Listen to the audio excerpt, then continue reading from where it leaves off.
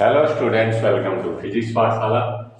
आज हम लोग पढ़ेंगे about what is latent heat. Latent heat of a substance. Latent heat is the heat which helps us during during its change in its states. As we know, matter has three states. Any material can have in its three states, that is solid, liquid and gas. For example, if it is water, water can have in its solid state as ice, then in liquid state as liquid water, and in gaseous state it is water vapor. It is the only temperature, a different temperature, this water exists in its different states. If the temperature of water at room temperature, suppose 20 degree, 30 degree centigrade, it remains as liquid water.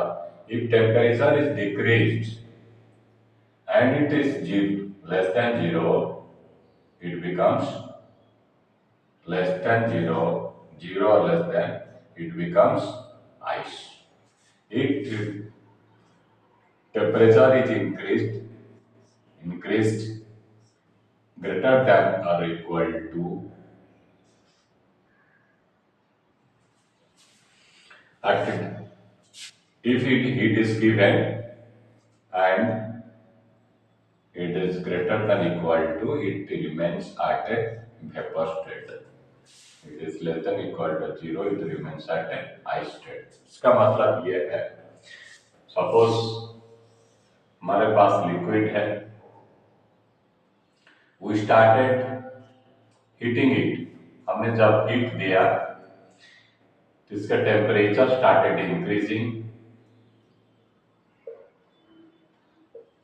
from 20 degree, it will increase suppose to 50, 52, फिर heat दे दिया 50 से 80, 82, 90, फिर heat दे दिया. Now temperature will reach 100 degree maximum. Maximum temperature of water is 100 degree centigrade, 100 degree Celsius. If 100 degree is attained, तो अभी क्या होगा, it will not increase further, temperature will not increase further. तो जो एडिशनल हीट देंगे after it attend 100 degree Celsius, जो heat दिया जाएगा, suppose additional heat given, this heat will be utilised for convert its state from water to vapour to water vapour और steam. इसको क्या बोलेंगे, वाटर वेपर ऑफ और steam. This becomes steam.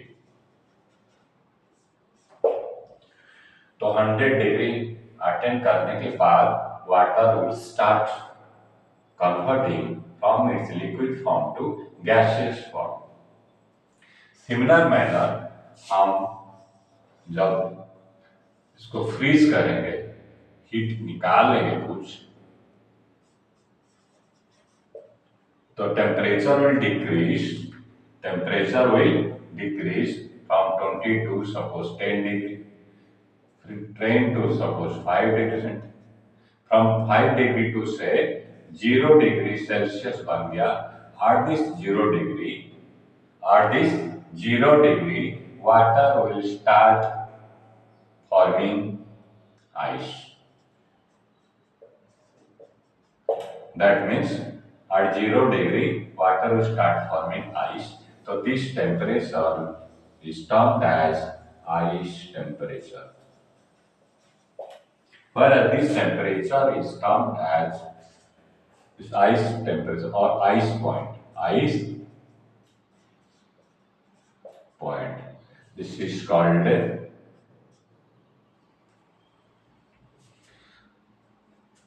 this temperature ice है, मान लो हमारे पास आइस है, ice is at -20 degree Celsius, इसको हमने हीट दिया, सपोज वी हैड आइस, उसको हमने हीट दिया, आइस का temperature will keep on increasing, suppose it became -22 -10,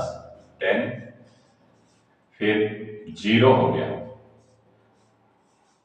0 degree of at this ice, फिर फर्दर हीट देंगे, द एडिशनल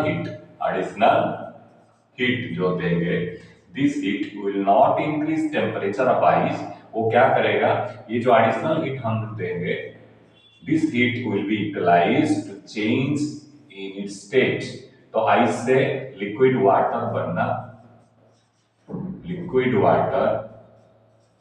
बनना स्टार्ट हो जाएगा।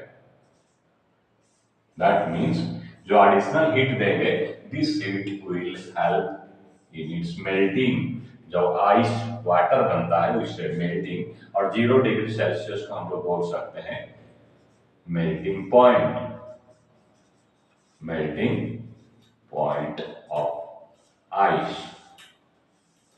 Melting point of ice means eight this temperature ice starts melting, और इस temperature पे जितना हीट देंगे आइस भी रहेगा और वाटर भी रहेगा।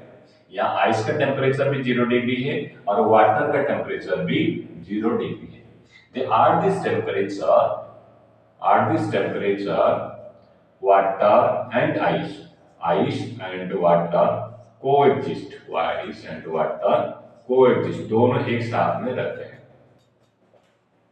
और कोई हीट आइस से वाटर को नहीं जाता है, because both are at same temperature, इसको बोलेंगे both are in thermal equilibrium,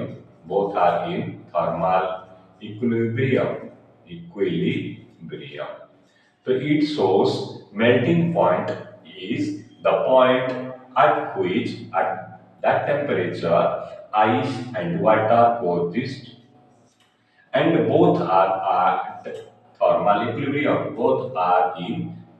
equilibrium, hence no heat transfers from ice to liquid water, जितना हीट हम एडिशनल देते हैं वो हीट यूज होता है for melting of ice to water, मतलब आइस वाटर बनने में वो हीट यूज होता है, जाके जो वाटर बन गया उसके पास नहीं जाता है, करेक्ट। तो this is about melting point. जो हीट हम यूज करेंगे, this additional heat we say is not visible to us, because ये आइस का टेम्परेचर बढ़ाता नहीं है, -20 से -10 गया, -10 से -5 गया, फिर 0 डिग्री जब बन गया, उसके बाद जो हीट दिया एडिशनल हीट, वो आइस का टेम्परेचर नहीं बढ़ाया, वो हमें विजिबल नहीं हुआ। टेम्परेचर बढ़ेगा तो हमें विजिबल होगा, वी कैन से वो हीट डायरेक्ट टेम्परेचर बढ़ने में यूज हो रहा है। यहाँ टेम्परेचर जब बढ़ा नहीं है, यहाँ हमें विजिबल नहीं हुआ, हम इसको ये बोल रहे हैं कि ये हिडन टेम्परेचर है, उसके अंदर छुप गया, आइस के अंदर जाके छुप गया, और इसको हम लोग ये बोलेंगे दिस इज हिडन, मतलब छुपा हुआ है। This temperature, this heat, hidden heat is called latent heat, जो this is called latent heat, जब ये आइस से वाटर बन रहा है, मेल्ट कर रहा है, तो इसको हम लोग बोल रहे हैं latent heat of fusion, कोई ऑब्जेक्ट सॉलिड से लिक्विड बनना, इसको बोलेंगे मेल्टिंग, और लिक्विड से सॉलिड बनना बोलेंगे फ्यूजन। तो इसका मतलब same heat will be required और same heat will be released when liquid is formed, when liquid will form ice. जब लिक्विड से हीट निकालेंगे आइस बनेगा, लिक्विड से आइस बनेगा, this same amount of heat will be released during its fusion, during its fusion. Change of state from liquid to solid we say is fusion, और the amount of heat जितना ही melt करने में लगेगा उतना ही fusion में लगेगा, तो इसीलिए इसका नाम पड़ गया latent heat of fusion, latent heat of fusion. Now we will study in detail what is latent heat of fusion. Second is जब वाटर को हमने हीट दिया, extra additional heat is used now, conversion from water, liquid water into its water vapor और steam. तो इस temperature को हमने बोल दिया स्टीम पॉइंट। हमने क्या बोला इसको? This is our steam point. हमें दो इंपॉर्टेंट पॉइंट मिला, एक मिला आइस पॉइंट, और एक मिला steam point. Ice point related to और लिंक टू 0 डिग्री सेल्सियस और melting point 100 degree. Steam point we say boiling, water starts converting from liquid water to vapor, or it starts boiling, we say it is boiling point. It is a boiling point of water. Hence, at this boiling point, like at melting point, ice and water were coexisting. Here, at boiling point, now boiling point is linked to 100 degrees Celsius. At boiling point, liquid water and its vapor, liquid water and water vapor coexist. तो मतलब जो additional heat दे रहे हैं वो steam को नहीं जा रहा है, but that is used for converting. तो वाटर लेवल धीरे धीरे घटते रहेगा, वाटर लेवल धीरे धीरे घटते रहेगा, तो water will start converting into vapour. तो ये एट दिस टेम्परेचर, वाटर का टेम्परेचर 100 डिग्री, वेपर का टेम्परेचर भी 100 degree, both coexist at same temperature, इसलिए बोलते हैं both are in thermal equilibrium, both are in thermal equilibrium. Now, once both are at thermal equilibrium, I will state it in detail what is thermal equilibrium. इसका effect क्या है? Thermal equilibrium is जब दोनों की temperature बराबर हो जाएगा और heat will not transfer from one body to another, then we say both are in thermal equilibrium. Now, at this boiling point, this water and its vapor are in thermal equilibrium. Correct? This point is termed as boiling point. हमारे पास ये था melting point, and now we got boiling point. Correct? तो ये जो additional heat used is termed as latent heat. Latent heat छुप के रहा water के अंदर और वो कन्वर्ट करने लगा वाटर से वेपर को, this is called latent heat of vaporization. This hidden heat you say latent heat of vaporization, and now we'll study in detail what is latent heat of vaporization, what is latent heat of fusion. Correct? Yes. Now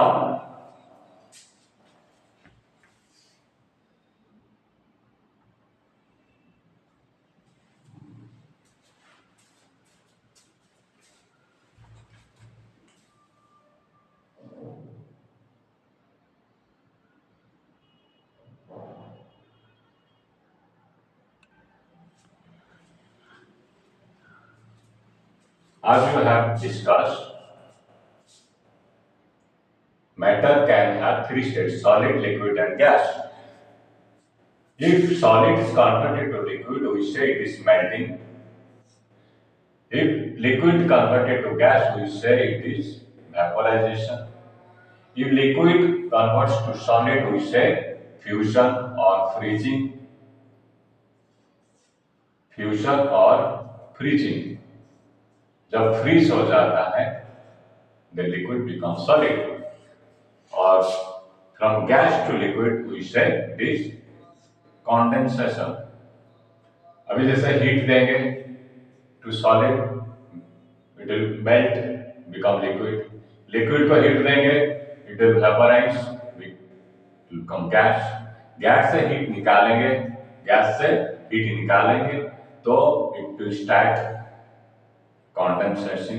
condensation में gas से liquid हो जाएगा, steam से liquid water हो जाएगा, और liquid से heat निकालेंगे तो it will it will be freezing और बी फ्यूजन, तो उससे it will become solid. Liquid से सॉलिड हो जाएगा, उससे इट इज फ्यूजन और फ्रीजिंग।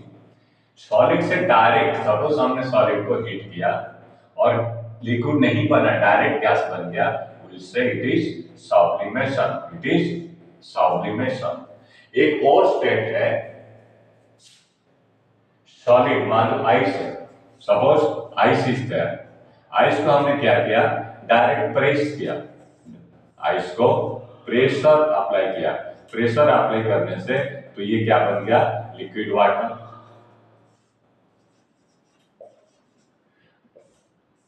जब प्रेशर को हमने रिमूव कर दिया, जब प्रेशर हमने रिमूव कर दिया तो this liquid water again get converted into ice.